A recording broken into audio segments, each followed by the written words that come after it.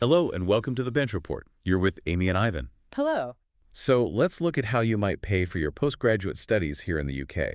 We want to give everyone a clear idea of what's possible. Absolutely. And government support is probably the key place to start for most UK students. Okay. What form does that take mainly? The main thing is postgraduate loans. But, it's crucial to remember that funding rules for education are different depending on where you live in the UK. Devolved funding. So let's break that down. For England, what are we looking at for, say, 2024-25? For the 2024-25 academic year, Student Finance England offers up to 12,471 PLAS. And that's a single loan for everything. Yes, that amount is intended to help with both your tuition fees and your living costs. What about Scotland then? Scotland has its own system. The Student Awards Agency Scotland, say Shaw, can provide up to £7,000 specifically for your fees. Just for fees? For fees, yes. And then you can also apply for a separate loan of up to £6,900 to help with living costs. Okay. Two parts there, Northern Ireland. Student Finance Northern Ireland offers up to £6,500, but that one is specifically targeted towards tuition fees. So no living cost loan from them directly? Not in the same way as the tuition fee loan, no. It's primarily fee support. And Wales? You mentioned things differ. Yes. Student Finance Wales provides, well, quite a bit more, actually. Up to £18,950. Wow, that's a significant difference. It is. And that covers both tuition fees and living costs, similar to the English model, but with a higher maximum amount. It does make Wales seem quite attractive from a funding perspective. And how do students get this money, the living cost part specifically?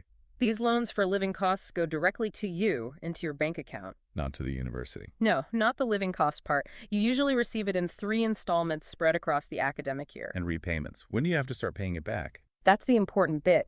You only start repayments once your salary reaches a certain level. There's a threshold. So it's income contingent. Exactly. If you're not earning above that threshold, you don't repay. What about specific courses? I'm thinking healthcare, like nursing or midwifery.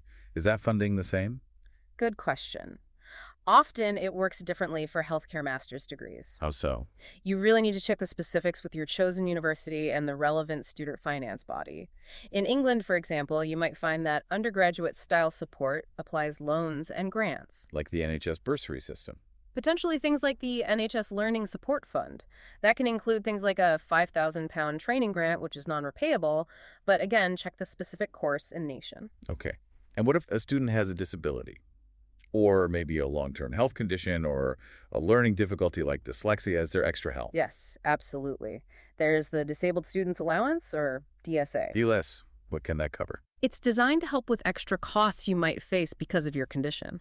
So things like specialist software, maybe a non-medical helper like a note taker, specific study materials, or even travel costs if they're related to your disability. That sounds really helpful. How much is it?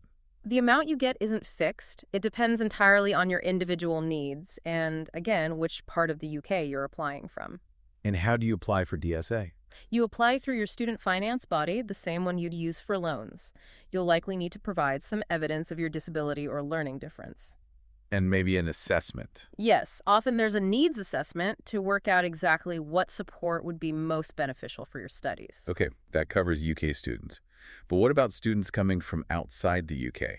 International students? Well, the standard UK government student finance we've been discussing generally isn't available for international students. So no government loans for them?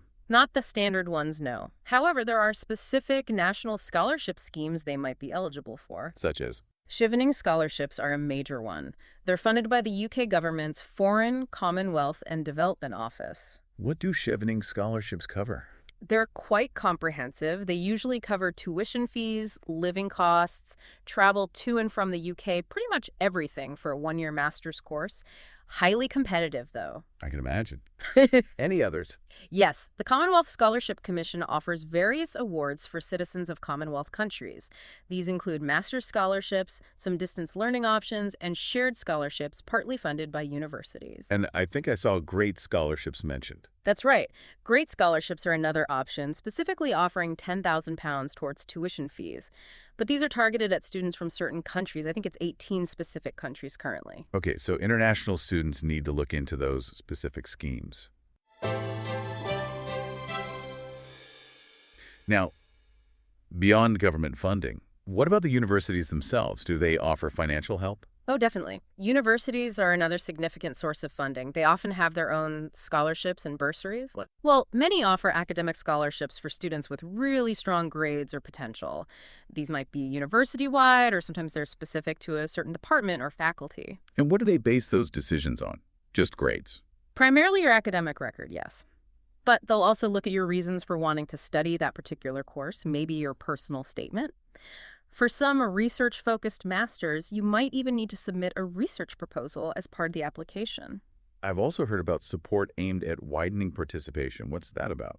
Yes, those are scholarships and bursaries designed to help students from backgrounds that are typically underrepresented in higher education. So, students perhaps from lower income families, or maybe the first in their family to go to university. Exactly. Or care leavers, mature students, students with disabilities, sometimes specific ethnic groups. There are also organizations like the STAR Network and Displaced Student Opportunities UK, which list specific funding for refugees and asylum seekers. You mentioned scholarships and bursaries there. Is there a difference? Generally, yes. Scholarships tend to be more competitive and are often awarded based on merit, academic or otherwise. Bursaries are often awarded based on meeting specific eligibility criteria like financial need or belonging to a certain group. They might be available to anyone who fits the bill rather than just the top few applicants. That's a useful distinction. So bursaries might be worth exploring even if you don't think you'll get a top academic scholarship. Precisely. Always check the criteria. What if you did your undergraduate degree at a particular university and want to stay on or come back for a master's? The alumni discount. Many universities offer this. How does that work? It's usually a percentage off your tuition fees, maybe 10% or 20%, or sometimes a fixed amount. Some universities might tie it to the grade you got in your undergraduate degree, but often it's available to most returning alumni. Worth checking with your old uni then. Where's the best place to find all this university funding info? The university websites themselves are the primary source, usually in a funding or scholarships section. But there are also dedicated postgraduate funding websites like Find a Master's, Scholarship Hub, and Postgraduate Search that compile listings. Okay, so government loans, university funds. Yeah. What else is out there? You mentioned research briefly. Yes, there's funding distributed via UK Research and Innovation, or UKRI. UKRI. It's the umbrella body for the 7 UK research councils. Think science, arts, humanities, social sciences. They cover all areas. And they fund master's degrees. I thought they mainly funded PhDs. Their main focus is PhDs, that's true. But some funding is available for master's degrees, particularly those that are strongly linked to doctoral research. So, like a research master's, MRs, Right. or maybe the master's year of an integrated PhD program. Exactly those kinds of things. A standalone MRs or maybe a 1+3 program where the first year is a master's leading into a 3-year PhD. How do you find those opportunities? They're usually advertised by the universities themselves, often as part of specific funded projects or doctoral training partnerships. They're typically awarded based on academic merit and, crucially, the strength of your research potential, often judged via a research proposal. And what does that funding cover? It can be quite comprehensive, often covering full tuition fees and providing a stipend for living costs, similar to PhD funding. Are there any other, perhaps smaller, sources of funding? Yes, don't overlook educational charities and trusts. What do they offer? They sometimes provide smaller grants to postgraduate students. Eligibility can vary widely. Some look for academic excellence. Others support students from specific geographical areas or those studying particular subjects, or perhaps students facing financial hardship. So not huge amounts maybe, but still helpful. Exactly. You probably wouldn't fund your whole degree this way, but you can often combine several smaller awards. Every little helps, as they say. How do you find these charities and trusts? They sound a bit hidden. You usually apply directly to the organizations. Finding them can take a bit of digging. There are guidebooks, often available in libraries, like the Guide to Educational Grants, the Grants Register, or the Directory of Grant-Making Trusts. Any online resources? Yes, online databases like Turn2Use and Funds Online can be useful too. Some universities, like LSE and St. George's Medical School, also compile lists on their websites, which can be helpful starting points even if you're not studying there. One last area then, what about getting your employer involved? That's definitely something to consider, especially if the master's degree is relevant to your current job or career path. You mean asking your employer for sponsorship? Yes, either full or partial financial support. It's worth having a conversation about it. Websites like Prospects, and I think the University of Essex has a guide too, offer advice on how to build a case and approach your employer, focusing on the benefits for them as well as you.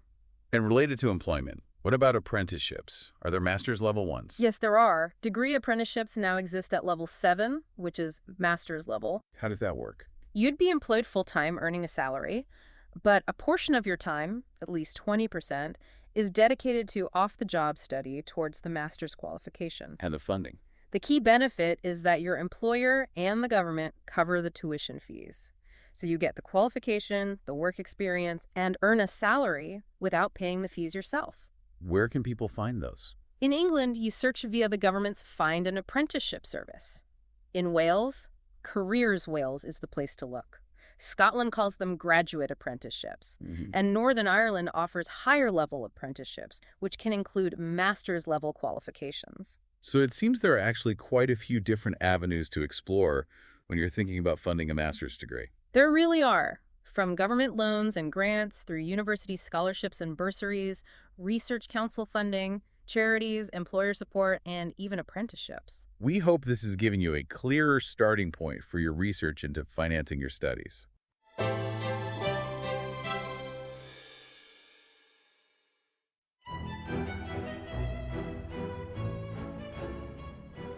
Hello there, this is Tom, the producer of The Bench Report. Listener suggestions are vital to my mission of making politics more accessible and accountable. So, if you have an issue that's really important to you, personally or professionally, and want to know what those in power are doing about it, please get in touch via email or via our socials at Bench Report UK. I'll grab another coffee and start scanning those parliamentary archives.